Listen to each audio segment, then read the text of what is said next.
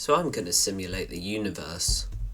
Hey, I'm Super Pig, and I mean that opener just speaks for itself, doesn't it? This is going to be the start of a series involving many physics-related things on my humble computer, so I thought the most logical starting point would be the most basic form of anything. Except quarks, that's just taking things too far. Let's start by drawing a simple circle. Magical. Now how about we scale it down a bit and make it move? This little red blob is going to represent a proton, so you better get used to looking at it, and it's just escaped the screen. That's fine, let's just define some bounds to constrain our particles to.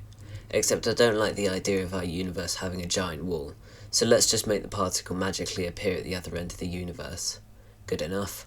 I'll give it some y velocity using a random value inside a unit circle, which basically just translates to a random direction.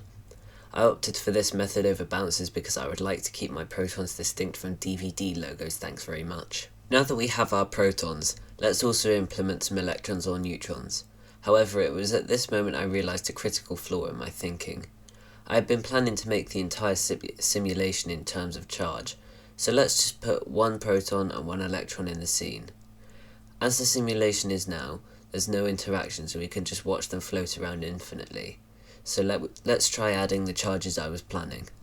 The idea is that like charges repel and opposites attract. For one thing, the acceleration is ridiculous, so they always overshoot each other, but let's also look at an atom, hydrogen for example. As you can see, the electron orbits at a fixed level, it's not zooming around at max speed into the nucleus. Also, the nucleus doesn't explode, which would happen if we did this with like charges. Therefore, we can tell that the charges don't have the impact I assumed they would, even though charges do objectively behave this way in real life. Why don't we try a different method? Instead of charges, we could try manually defining which particles attract and repel and see what that does.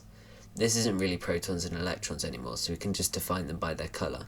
For this, I'm going to use my favourite serialized dictionary package, which you can find in the description below. It's free and it has some super useful features. Anyway, let's start by replacing our existing presets with a serialized dictionary, and now we can define our basic particles.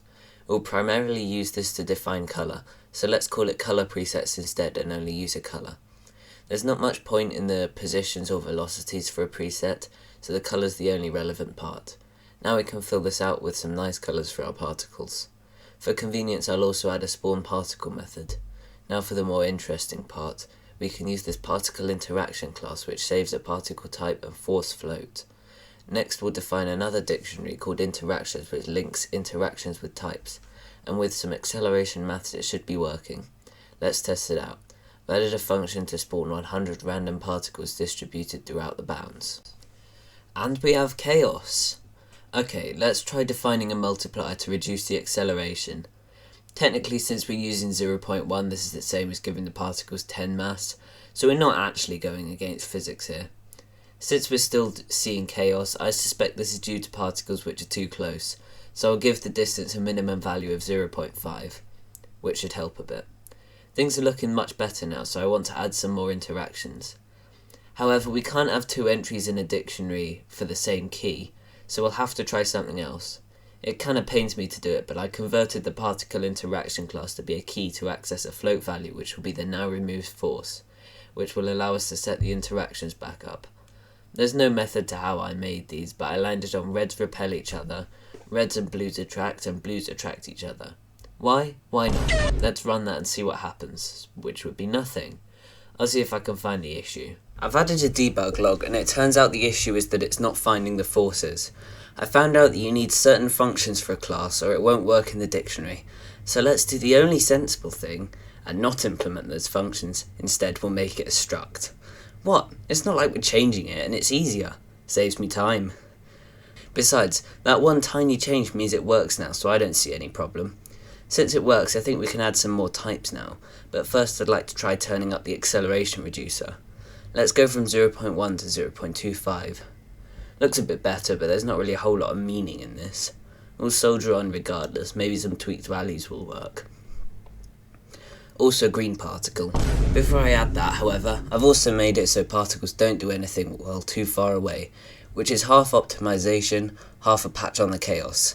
Now for the green particle. I think it'd be entertaining if it gets repelled by literally everything, so we can try that. That actually looks like it's making some semblance of sense. So why don't we zoom out and increase the bounds? Well, I've doubled everything, so let's give it a try.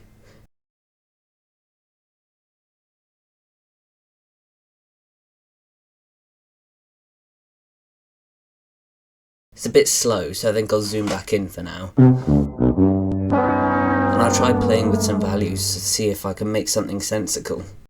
I couldn't. Sadly, I think that will be it for this little experiment. It was fun to play around with, but ultimately I think I needed to do better research on the topic instead of messing with settings and that. Or at least, that's what I wrote in the script, but while editing I actually had one last idea to salvage this failure. I thought, what if we set velocity instead of adding? This removes the inertia as well as some laws of physics, so particles should actually be a bit more responsive. Let's give it a try before I finish my outro. That's had some interesting effects, such as freezing the entire simulation. Oh no, wait, hang on. We're still massively reducing acceleration, so let's up the multiplier to 10. Now they're moving, but they seem to lock onto a particle or get stuck. I mean, look, all the greens are on borders. So I'll try one last trick. We'll shuffle the particle list each frame, which is not particularly performant, but I'm curious to see if it works. Nope, everything just jitters. That's okay, I wasn't really expecting it to work. It was still fun. I'll finish the video here then. This is actually only the beginning of a series like I mentioned at the start, so you can expect to see more particles or maybe some planets or other code-based tomfoolery. See you next time, subscribe if you want.